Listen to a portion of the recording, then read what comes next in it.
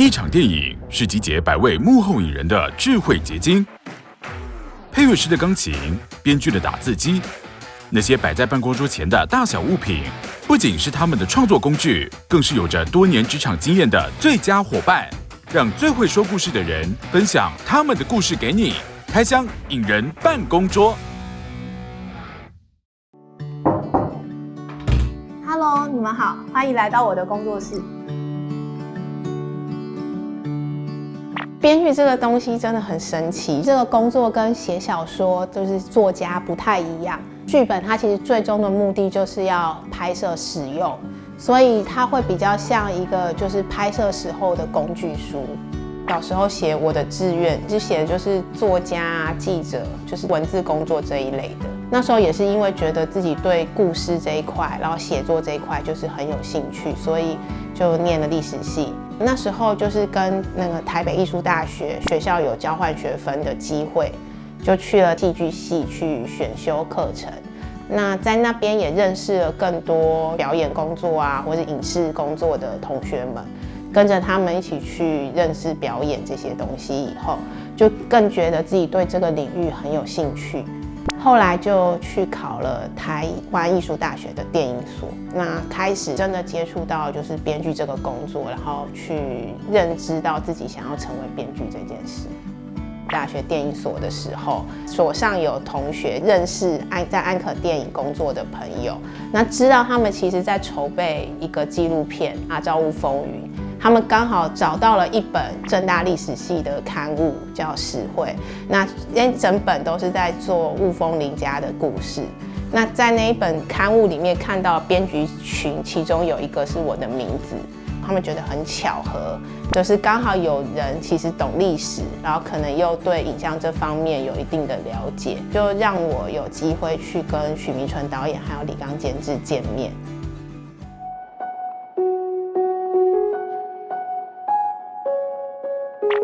在前面发想阶段，尤其开会的时候，就是我自己还是蛮习惯带着笔记本，这一本就是最后真相的笔记本。对，那就是非常的密麻麻。其实每一个不同的版本中间也会有一些填掉的记录跟资料，所以其实看到这个密麻麻完整的笔记本其实很好，因为它做完了。其实有很多笔记本是很新的，可能只写了就是3、4页，但就是可能这个案子就停掉了，所以后面就是空白着这样。这2本就是阿昭屋上集跟阿昭屋下集的笔记本。那时候因为阿昭屋是我第一个算是正式跟观众见面的，所以那时候我第一本笔记本那时候就选了电影资料馆，就想要选一个跟电影有关系的笔记本。那下集其实它是有一点点牵扯到日本的概念，就比较台湾近代，所以就选了一个早稻田的笔记本。除了带着我的笔记本，我还会按照当时的心情去选我今天要带去开会的笔。那我笔筒里有很多种笔，像这一支就是它上面这个开关是它可以控制这个猫熊的头会不会亮。像带这支笔去的时候，就会觉得可能是我灵感比较缺乏，我可能时不时就会自己在这边按这只猫熊的头。然后就觉得，它亮起来的话，我就好像会感觉到一点点灵感跟那个想法这样。对，那另外一支笔是也比较特别，上面是一个沙漏，那它倒过来的话，对，这个沙就会开始往下倒。那这就是我可能平常在比较有实现性，可能比较赶截稿前啊，或者是觉得自己动作有点慢的时候，我就会可能拿起这支沙漏笔，然后拨一下这上面的沙漏，提醒一下自己时间在流逝。跟其他编剧可能有一点点不一样，是我比较喜欢从价值观开始去想。普遍来讲，可能就是爱情啊、亲情啊、友情啊，从古老的可能寓言故事或是神话传说里面，其实它就是反复的被诠释的一些价值。拿爱情来讲好了，古时候的爱情，然后跟我们现在可能看的爱情会有一些不一样，可能看待爱情的这个观念，然后或是造成爱情阻碍的这个阻碍物，其实随着时代有所不同。所以这个观念，我觉得是大家感兴趣，而且大家有共感的，它就可以因为每个时代不同的认知跟重复的被书写跟就是诠释出来。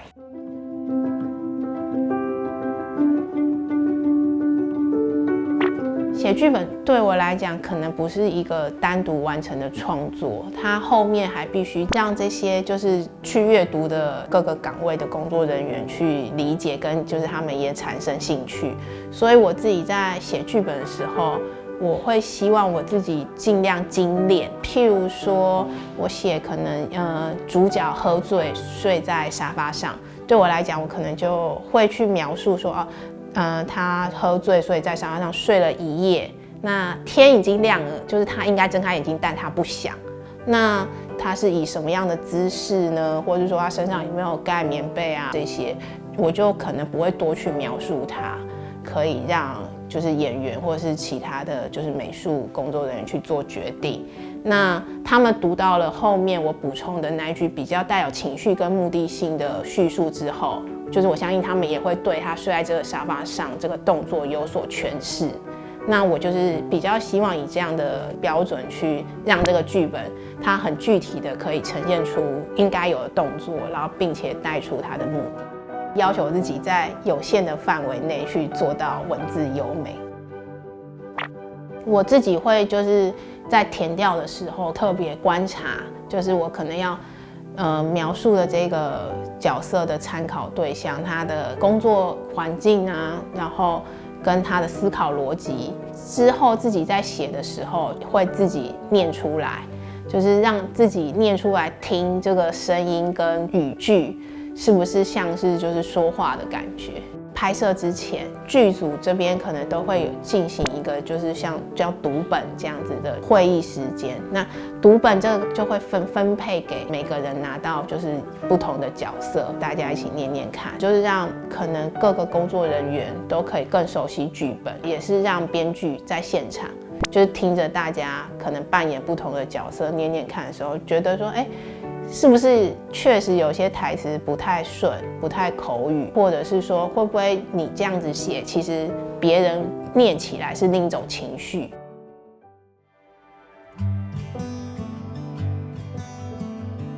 在写剧本的时候，比如说要删掉的场次，我可能不会直接删掉，我会再开另一个空白的 Word 档，把我要删的场次贴过去。一方面可以厘清我自己的思路，就是我现在正在工作的东西，我看得到上下文，然后我确保它可能是在一个现在我要走的运行的逻辑上面，或者是说我删掉的东西，如果我需要去翻找，我也可以就是去做一个对照。我觉得我其实是一个比较讲逻辑的人，也许跟历史系就是一路出来的训练有关系，确实比较理性一点点，比较习惯去处理比较大的知识量或是资讯量。对，所以我就很喜欢看综艺节目或选秀节目，也蛮喜欢看卡通的。对我来讲，这些东西就是会蛮直接的去唤起我的一些就是感受或情绪。像卡通，它其实就是很直接，就算是你觉得说，有一点点老梗，它可能都是还是会反复打动你的东西。其实像《狮子王》，就是迪士尼那个卡通，就是我也反复看了很多次。然后每次看到就是辛巴的爸爸跟他说，死掉的国王都会变成天上的星星，然后你只要抬头就看得见他们。我觉得他那个传达思念的那种情感，是很准确的，连就是小孩都会感受到。很多时候我自己在写我自己的剧本，需要运用到这些情感的时候，就会看一些这些作品来唤醒它。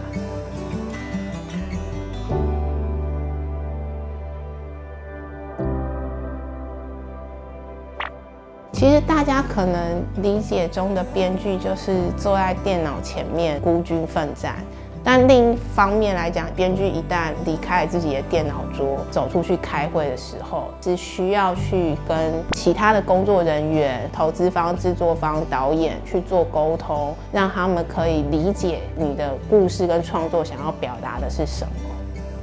剧本修改是必然的事情，其实是一个必须经过导演、演员，然后很多岗位的工作人员再次去创作，势必也要因为他们的想法或者他们在他们那个岗位能做到不能做到的去做一些调整跟修改。像最后真相，其实他写了这么久，确实也修改了。就剧本版本来讲，就是20版以上。但是对我来讲，如果每一次修改都是能够帮助他往更好的方向前进的话，就是我都是觉得就是乐意，而且觉得需要去做的。我觉得要一直去唤起